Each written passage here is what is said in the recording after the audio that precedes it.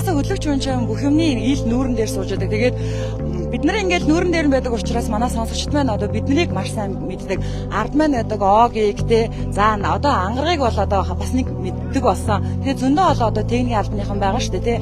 Тэгэхээр ер нь бол хамгийн гол утга учир нь арилжааны радио дотроосоо түүчээлээд ингээ алтан гац одон авч чадсандаа маш их баяртай. Энэ бол миний шагнал биш, манай радиогийн шагнал. Бид нар чадсан. Яагаад гэвэл те Монголын радио гэд маш олон жил Монголын радиод бол мундаг хүмүүс төрж гарч ирсэн. Тэгээд арилжааны радио гэдэг утгаараа Улаанбаатар хотын хэмжээнд манай радио 5 жил дараа шилдэг радио болсон. Тэгээд бид нэр хамгийн анхны ток радио, хамгийн анхны онлайн радио, хамгийн анхны 35-аас дээш хөтлөгчтэй радио гэдэг бүх юмны анхдагч байж чадсан. Тэр ч утгаараа радиогийн хөтлөгч хүн бас ингээд төр засгийнхаа одон шагналд медалаар шагнуулж болдго юм шүү гэдгийг түүчээлж чадсандаа маш их баяртай байна.